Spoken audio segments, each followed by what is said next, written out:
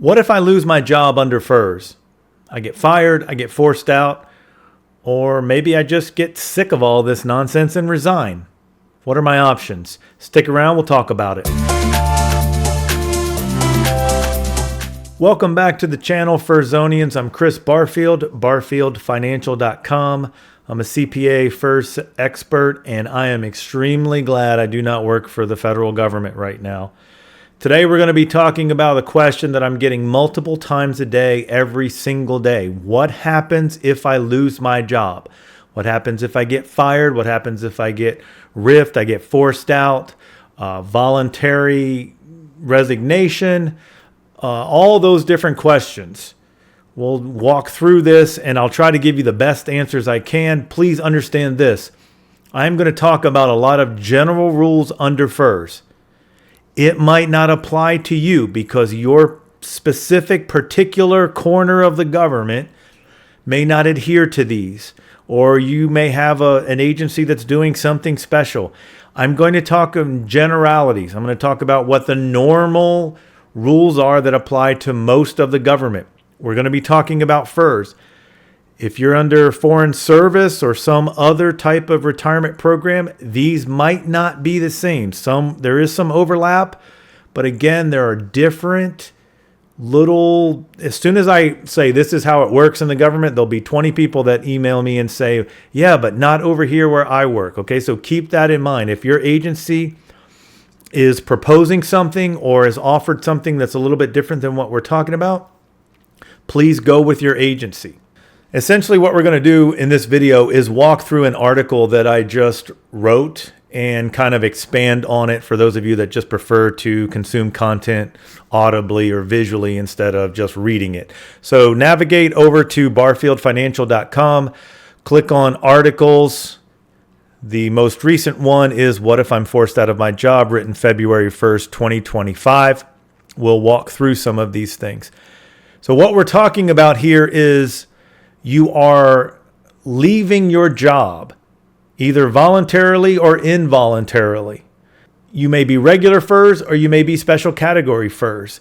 All of those different options mean different things ultimately. So let's go through it. Let's talk about special category employees first, because this is more complicated, I think, because of the varying degrees of pension that you get and so forth.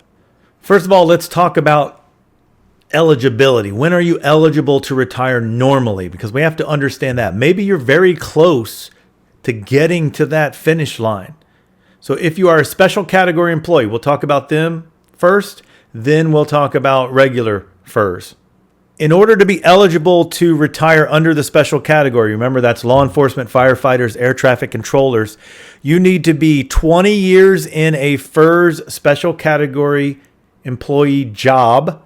So law enforcement, whatever. Plus, you have to have reached your 50th birthday. You have to have reached your 50th birthday. You cannot work one day in the year you turn 50. That is a myth that will not go away. A variation of that theme is you only have to work one day in the month you turn 50. That is also incorrect. You have to actually have made it to your 50th birthday.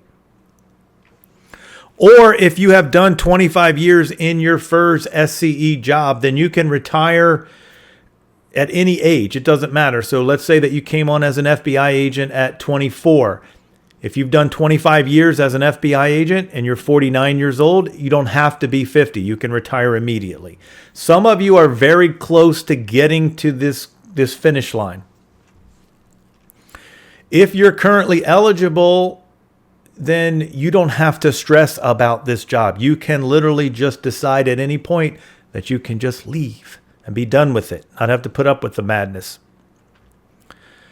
So let's give some examples to make this a little bit clearer. You have 23 years on, but you're 48. Can you retire? No, you cannot. You have to do 20 and 50 or 25 at any age. This does not get you there. What if I have 4 years of military time and 18 years of FERS SCE time and I'm 50? So I've got a total of 22 years. Can I retire? No, you cannot retire. You have to have 20 years of FERS SCE time and be 50. Any additional time counts at the end, but not for eligibility. I have 19 and a half years of FERS SCE time, but I have 6 months of sick leave built up. Can I use my 6 months to get me that last half of the year to get my 20 years? No, you cannot. I was a deputy marshal for 10 years and then an FBI agent for 15. Can I retire? Yes, you can retire at any age. It doesn't matter. Why? Because you've done 25 years as an SCE, special category employee. What if I have 20 years of FERS SCE time? I'm only 48. Can you retire? No, you can't retire. But what happens if you switch to a non-SCE job until your 50th birthday? Can you retire on your 50th birthday? Yes, you can. Why? Because you've done 20 years of a FERS SCE job and you're 50. There is no requirement to be in an SCE job at the point of retirement. What if I turn 50 later this year? Already talked about this. You have to make it to your 50th birthday. There are probably, like I say down here, a ton of other examples that you could come up with, hundreds of them. Here's the bottom line. 20 years of SCE time and be 50, or 25 years of SCE time at any age. Anything less than that is not eligible for an immediate retirement under SCE category. Now, what happens if you get terminated or forced out or you resign? For the most part, those things are the same. There is one little caveat we'll talk about if you get fired for misconduct. But for the most part, if you quit or you get fired or let go, forced out before eligibility, it's kind of the same. You have 3 options. One is you can fight to get your job back. If you've been terminated, you can go through the Merit System Protection Board and you can fight to get your job back. If you win, then your job typically gets reinstated with back pay up as if you had never left. In order for you to do that, you need to be terminated. And it's going to generally require an attorney and all of that kind of thing. 2 is you can just leave the government and move on. Just take whatever you've gotten and leave. If you are not eligible and you're a special category employee, you will not get the 1.7% per year. If you leave earlier than 20 years or 25 at any age, you will not get the 1.7. If you've done, this is a question I get every day. If you've done 12 years and you get riffed or forced out of your job, or you get fired or you quit, you've got 12 years on, you will not get 12 years at 1.7. You will get 12 years at 1%. So a total of 12%. In order for you to get the 1.7%, you have to do the full 20 years. So if you leave and you never come back to the government and you're not eligible to retire, then you will eventually be able to file for a pension, an annuity. It's called a deferred annuity. Here are the different, thresholds, let's call them. If you have less than 5 years of FERS service, you're not going to get anything. Everything you've paid into FERS is just going to be refunded to you. If you've got less than 10 years but more than 5, you can file for an annuity at 62 years of age. It will be however many years you've got on at 1%. You can file at 62. So if you've done 8 years, I don't care if you were an ATF agent, you've done 8 years as an agent, you will get 8%. And you can file for that at 62. Whatever your high 3 was way back when you left. If you've done 10 years but less than 20, you can file for a reduced annuity at your MRA, which is typically 56, probably 57 for most of you listening here. Could be as early as 55, but 55 to 57 is your MRA. So if you've done 10 years up to 19 years and you leave, you can file for what's called an MRA plus 10. Some of you have heard of that retirement system. You can file for that percentage at that time. It's going to be reduced. Or you can wait until you're 62 and file at the unreduced rate. So if you've done 15 years, if you file at 62, you'll get 15%. If you file at 57, let's say, you're going to lose about a quarter of your 15%. If you've done 20 years of FERS service, you can file for a reduced annuity at your MRA, so MRA plus 10, or you can file an unreduced annuity at age 60. So if you never come back to the government, you've done 20 years, but then you never come back. I don't care if you're SCE. If you've done 20 and you leave at 48 and you never come back, You can file at 60, you'll get 20%, not 1.7. In none of these cases, and this is super important for you guys, in none of these scenarios will you receive the supplement, FEHB, FEGLI, credit for sick leave. You lose all of that under deferred retirement. Deferred retirement, you're just going to get basically a check, a small check, dependent upon whatever your high 3 was way back when you retired. You'll get a certain percentage of that, period. Okay, third option. This is very unique for you special category employees. The second option we talked about is even if you've done 20 years, if you never come back to the government, you're only going to get 20%. Let's say you've done 20 years, but you aren't 50 yet. You've gotten your 20 years of SCE. You've got it locked in. You leave the government. After you turn 50, if you come back to the government, or at any time really, if you come back to the government and work until you turn 50, or after 50, if you come back and just work a couple of pay periods, you will be eligible to retire under the special category employee rules. Why is that? Some people say this isn't true. This is totally true. I can give you actual examples of people that are doing this. I know somebody that's doing it right now. Why is this allowed? Because you've satisfied the requirement. 20 years of SCE time plus be 50 years of age. Remember, there is no requirement to be in an SCE category job at the time of retirement in order to get an SCE retirement. You don't have to be in that particular job. You could be in a regular FERS job. You could be an agent or a firefighter and you do your 20 years and then you switch to an administrative job that's regular FERS, either before or after 50. Once you hit that 50 threshold, you can retire under special category. Why? Because you've done 20 years of special category and you're 50 years of age. That's what I'm explaining here in this paragraph. There is one caveat to that. The FERS handbook is very clear, chapter 46. I give you the title here and a link to it. If you are terminated for misconduct, it says that you lose your special category employee benefits, retirement. You still get a retirement, but not the 1.7. You get it reduced to regular FERS.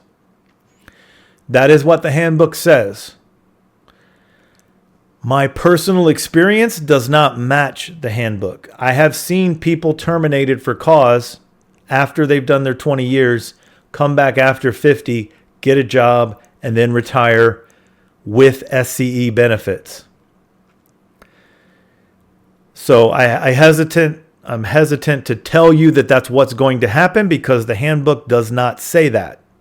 The handbook says if you're terminated for misconduct, not because your agency is RIFed or anything, but actual misconduct, then you will not get the full special category employee retirement. However, I'm going to tell you in real life, I've seen people still get it. So your mileage may vary on that. I'm just telling you what the handbook says and my experience. If you're terminated for something other than misconduct, like a RIF or whatever, or you just voluntarily leave, then this would not apply to you. You can come back after 50 and still get your special category employee retirement.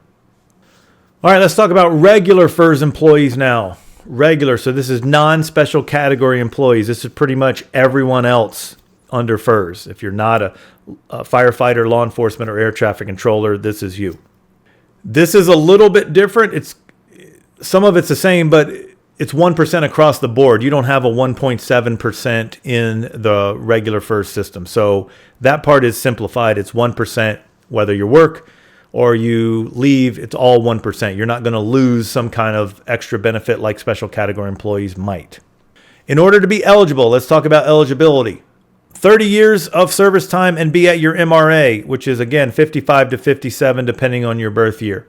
If you've made that hurdle, and for regular FERS, all time counts. So any FERS job you had and your military buyback will count to get you towards your 30.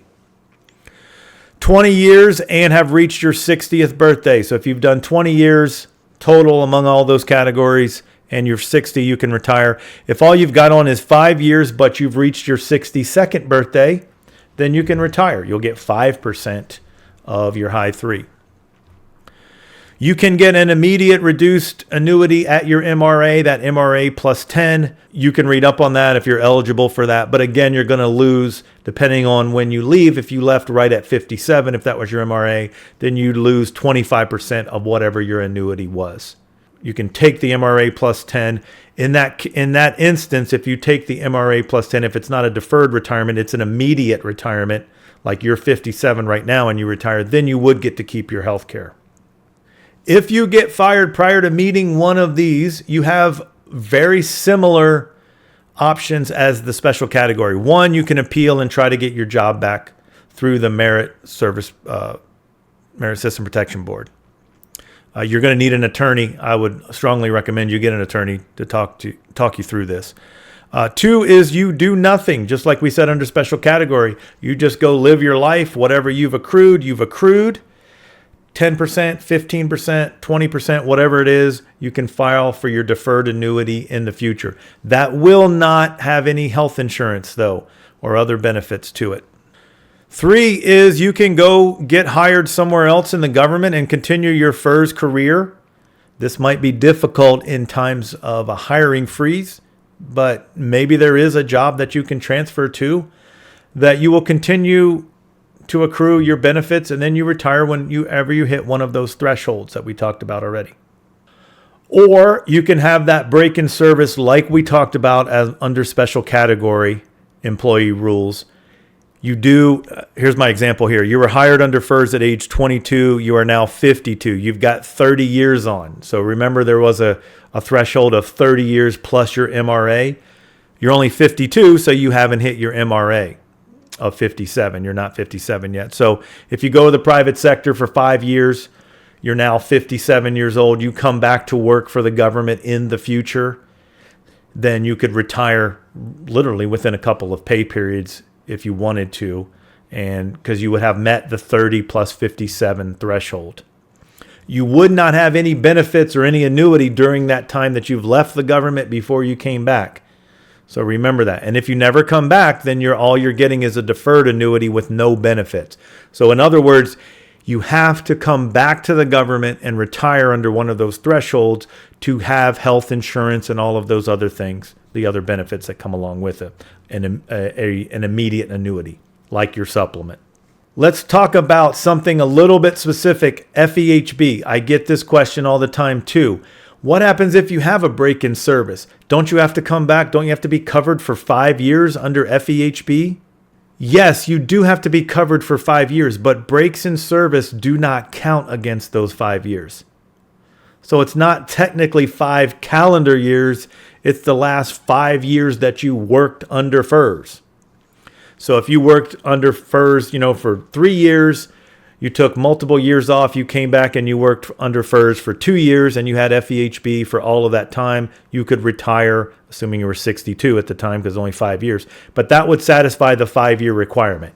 3 years, a break in service, and then 2 additional years. The breaks in service do not count against your 5-year FEHB. So if you were in the government for 20 years, you leave, you come back and you work for the government for 1-2 pay periods, however long it takes for FEHB to kick in, then you could immediately retire, assuming you're eligible, and not have any issues with your FEHB because you had it for the last 5 years that you were working. And that's what's important. I know many of you are not going to believe this. Even some of the HR people might not think that I'm telling the truth. So I've got a link here that explains it directly from OPM, how breaks in service do not count against your 5-year FEHB time. Sick leave, probably not the main concern of anybody because it's really not that much. Even if you've got a year of sick leave built up, it's only 1%. But if you get fired or if you leave prior to being eligible for an annuity, you will not get credit for your sick leave. If you come back later and work for the government, whatever sick leave you had before will pick up where you left off and you'll have that credit for sick leave moving forward. This is a big concern of people. And I hear this rumor going around a lot. If I get fired, I'm going to lose my TSP.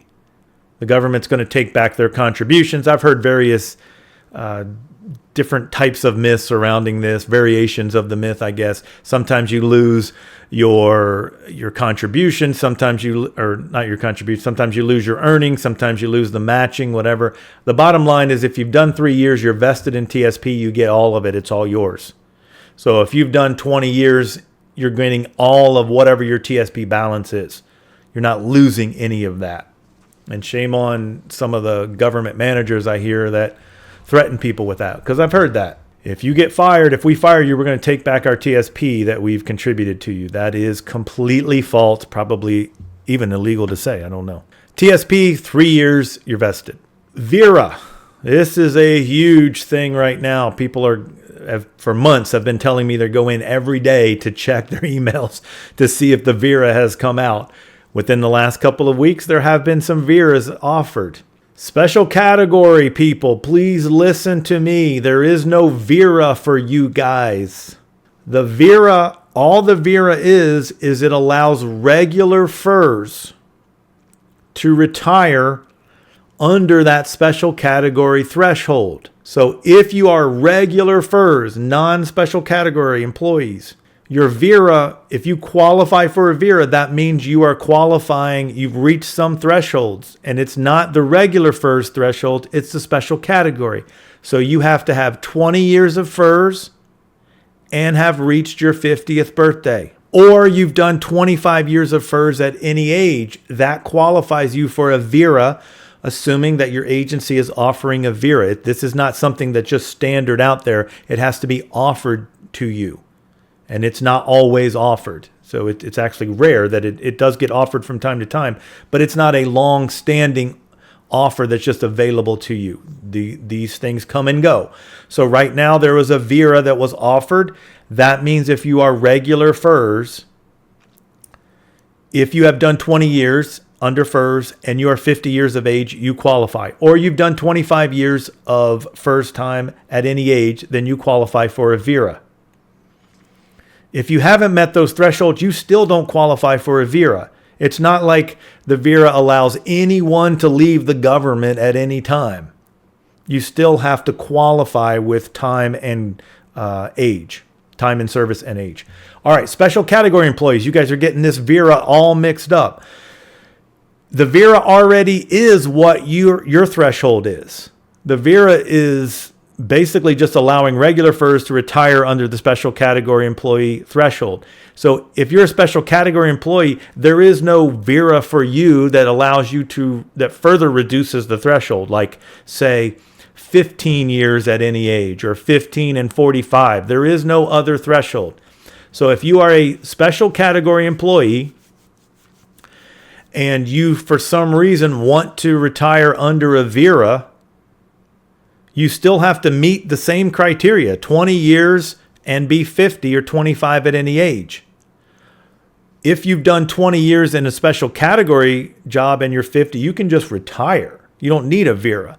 But let's say that with your military buyback and maybe some admin time and then maybe 12 or 15 years of SCE time, you have the full 20 years and you're 50. So you think, okay, I qualify for a VERA. You can leave under the VERA, but understand the VERA is at a regular rate. So 1% per year. You will not get 1.7% special category for your 12 years. In order to get 1.7% every year for 20 years, you have to do 20 years in that special category job. You can take a VERA under special category if all of your time adds up to 20 years, but you will not get 1.7. VERAs are not for special categories. Again, I'm saying this over and over because I want to make sure this gets through, because I'm having to have this discussion multiple times a day with agents or fire or whoever wants to leave early. You have to do 20 under special category qualifications. You have to do those 20 years of special category in order to get your 1.7.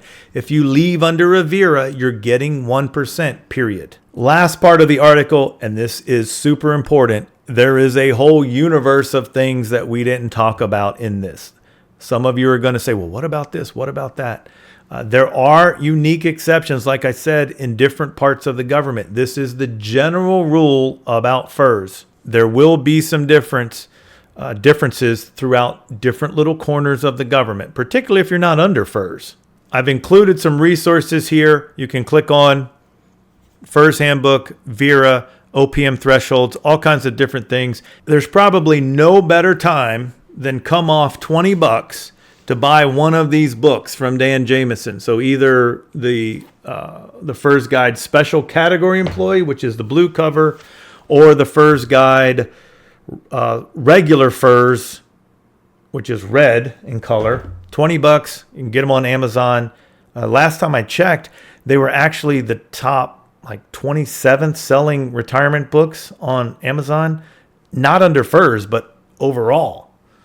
It's a great resource. It's going to help you with some of these different threshold questions that you have. Make sure you get your category. All right, guys, you can read more in the article itself. There's links to help you with your research. Look at Dan Jamieson's books.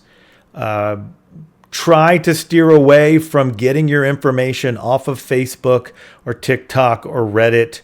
Or I heard someone said that spend time on tsp.gov, opm.gov, or a handful of other people that will give you chapter and verse about actual rules, like Dan's site, my site, those sorts of things. But remember, when anything is in conflict, OPM is the deciding factor. So OPM doesn't care what Dan Jamieson says or what Chris Barfield says. You'll never be able to argue that with OPM. OPM has the final determination, not some TSP Facebook page that you're on. All right, leave comments below. I will try to address any particular circumstances that you might be able to come up with. We'll try to make this sort of a learning thing, a resource for people to consult. But I'm extremely busy with all the clients that are hiring me to leave the government right now. So again, going back to the beginning, if you're eligible to leave, why put up with all of this? Take what you can get ahead of the mad rush that's coming for OPM retirements, get ahead of all that and just leave. All right. Thanks, guys. If you're staying in the government, feed your TSP.